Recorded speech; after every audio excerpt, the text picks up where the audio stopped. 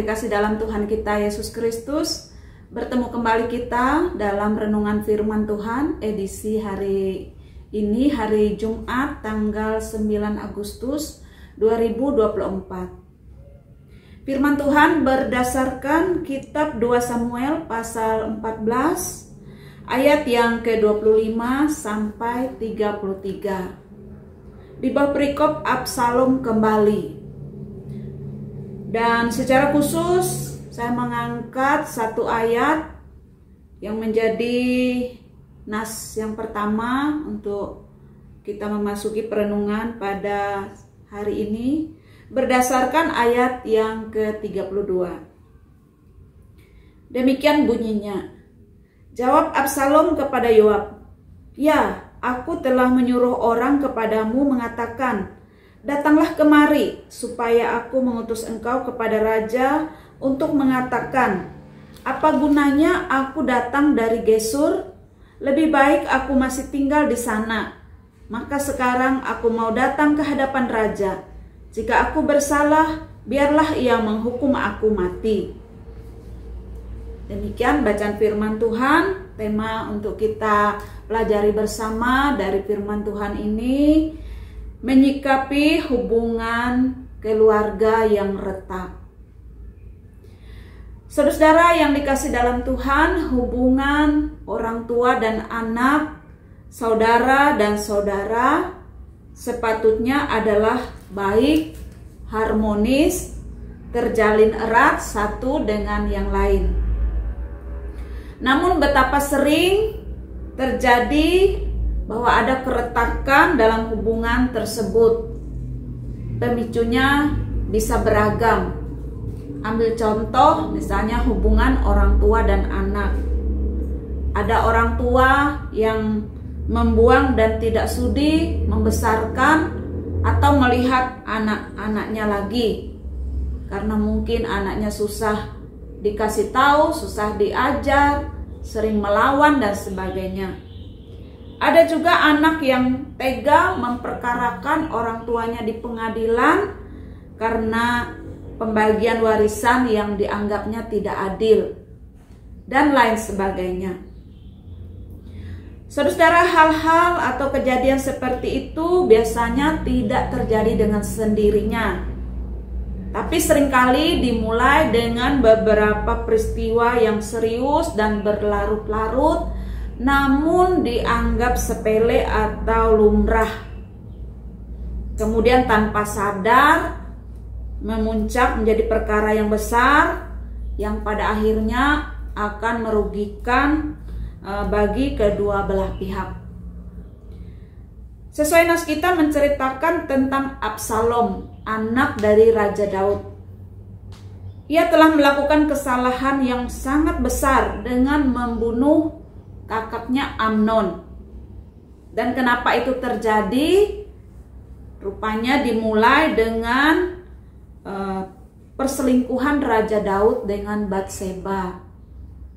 Dan kemudian Tuhan menjatuhkan pula hukuman dan kutukan kepada keluarga Daud. Lalu terjadi pemerkosaan oleh Amnon terhadap adiknya Tamar. Dan itu menimbulkan kebencian Absalom terhadap Amnon. Absalom kemudian membunuh Amnon dalam suatu pesta yang digelarnya. Dan setelah itu Absalom lari. Setelah pembunuhan itu dan selama 3 tahun ia tinggal dalam pelarian di tempat orang tua ibunya. Dalam pasal 13 ayat 37 sampai 38. Kemudian atas inisiatif Yoab, Panglima Daud, karena dia melihat Raja Daud merindukan anaknya, lalu dibawalah Absalom kembali ke Yerusalem untuk bisa bertemu dengan Raja Daud. Namun ternyata tidak bisa ketemu secara langsung dengan Raja Daud selama 2 tahun. Dalam ayat yang ke-28 nas kita hari ini disampaikan. Ada kesan bahwa ayahnya belum sepenuhnya bisa memaafkan dan menerima dia. Walaupun sebenarnya Raja Daud merindukan anaknya Absalom. Dalam ayat yang Pertama di pasal 14 mengatakan ketika Yoab anak Zeruya mengetahui bahwa hati raja merindukan Absalom, dia merindukan anaknya. Namun di sisi lain dia belum bisa menerima dan memaafkan kesalahan dari Absalom yang membunuh Amnon. Dalam ayat yang ke-24 dikatakan, tetapi berkatalah raja, ia harus pergi ke rumahnya sendiri, jangan ia datang ke hadapanku. Sekalipun dia merindukan Absalom, tapi dia belum bisa menerima sepenuhnya anaknya itu untuk bertemu secara langsung dengan dia.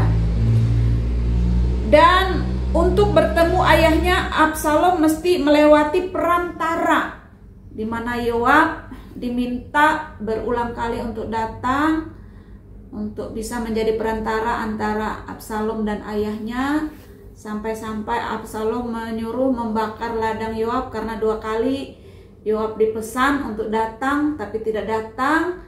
Lalu Absalom menggunakan suatu cara yang lain, dia menyuruh hamba-hambanya membakar ladang Yoab. Akhirnya Yoab datang, dan dengan perantaraan Yoab kemudian Absalom dibawa untuk bertemu ayahnya.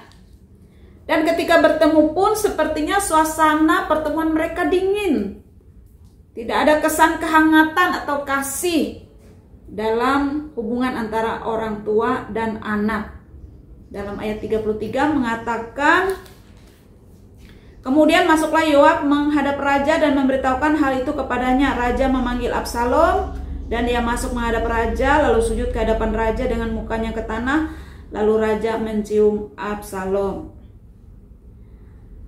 Saudara yang dikasih dalam Tuhan, hubungan yang retak itu terlihat belum sepenuhnya pulih.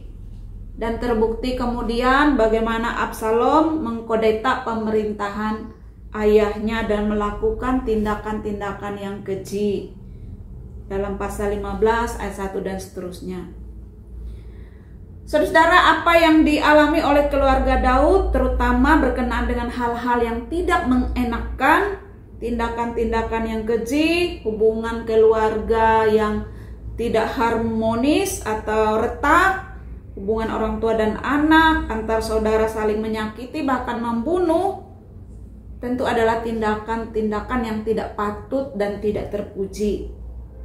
Tapi melewati kejujuran dan keterbukaan kitab suci tentang kekurangan dan kelemahan para tokohnya, orang percaya diingatkan dan diajarkan. Yang pertama, saudara yang dikasih dalam Tuhan, hiduplah yang benar sesuai firman Tuhan. Jauhkanlah diri kita dari segala kejahatan dan tindakan-tindakan yang keji. Dan kita harus ingat bahwa kesalahan atau kejahatan pasti akan menerima pembalasannya, dan yang mengerikan, pembalasannya kadang tidak hanya terjadi terhadap kita sendiri, tapi bisa berimbas kepada anak keturunan kita. Segala permasalahan yang menimpa keluarga Daud tidak lepas, sekali lagi, tidak lepas dari atau dimulai dari kesalahan Daud sendiri. Ketika dia berselingkuh, kemudian merencanakan pembunuhan terhadap Uria dan seterusnya. Dan itu akhirnya berakibat tulah hukuman kepada Daud sendiri dan keluarganya. Antar anak-anaknya sendiri saling bunuh dan melakukan tindakan-tindakan yang keji. Dalam Mazmur pasal 34 firman Tuhan mengatakan, siapakah orang yang menyukai hidup, yang mengingini umur panjang untuk menikmati yang baik? Jagalah lidahmu terhadap yang jahat dan bibirmu terhadap ucapan-ucapan yang menipu. Jauhilah yang jahat dan lakukanlah yang baik, carilah perdamaian dan berusahalah mendapatkannya. Pada ayat yang ke-13 dan seterusnya. Kita harus berusaha untuk melakukan yang baik. Jauhkanlah yang jahat, supaya kita bisa menikmati hidup ini. Sekaligus juga supaya kita diluputkan dari segala pembalasan atau hukuman akibat kejahatan kita terhadap kita ataupun anak keturunan kita. Yang kedua, jikalau ada kesalahan, pelanggaran, segeralah menyadari, meminta ampun, memperbaiki kelakuan, dan saling mengampuni dengan tulus dan sepenuh hati. Orang tua dan anak, saudara dengan saudara sepatutnya saling mengasihi, saling melengkapi, saling menopang, saling menguatkan satu dengan yang lain. Itulah yang menjadi sejahtera kita dan akan memuliakan Tuhan. Keluarga yang rukun, kesanalah Tuhan pasti memerintahkan berkat-berkat-Nya. Dalam Mazmur 133 ayat 1-3 menyatakan hal demikian. Kesanalah, sebab kesanalah Tuhan memerintahkan berkat kehidupan untuk selama-lamanya. Jadi jangan biarkan keegoisan, kekuasaan, harta warisan, dan sebagainya menjadi pemecah belah antar keluarga, antar orang tua anak, saudara dengan saudara. Mari kita melakukan yang baik dan saling menguatkan, saling melengkapi, saling mengasihi satu dengan yang lain. Kiranya Tuhan Yesus menolong dan memberkati kita. Amin. Mari kita berdoa. Tuhan, terima kasih untuk firman-Mu yang telah kami sampaikan dan dengar. Tolonglah kami agar dapat memahami apa yang Tuhan kehendaki melalui firman ini, agar bisa kami imani dan lakukan dalam hidup kami. Kami juga diingatkan bagaimana membangun kehidupan keluarga yang harmonis, yang saling mengasihi, saling melengkapi, saling menguatkan, saling menopang satu dengan yang lain. Tolonglah kami ya Tuhan untuk melakukannya. Biarlah keluarga-keluarga kami dapat hidup berkenan di hadapan Tuhan, dan berkenan pula untuk mendapat berkat-berkat Tuhan, kehidupan untuk selama-lamanya. Ampunilah kami atau setiap keluarga yang memiliki hubungan yang retak, suami istri, orang tua anak, saudara dengan saudara, dan sebagainya. Ampunilah kami ya Tuhan. Tolonglah kami memperbaiki hubungan di dalam keluarga kami. Biarlah oleh pertolongan Tuhan saja hidup keluarga kami menjadi keluarga yang utuh, harmonis, memuliakan Tuhan, dan bisa menjadi saksi kedamaian, keselamatan dalam Tuhan bagi sekitar kami. Terpuji nama-Mu Tuhan, kami bersyukur, berdoa, menyerahkan kehidupan kami dalam tangan pengasihan Tuhan Yesus, Tuhan dan Juru Selamat kami. Amin. Demikian firman Tuhan untuk kita pada hari ini. Semoga Tuhan berkenan kita boleh bertemu kembali pada edisi berikutnya. Shalom.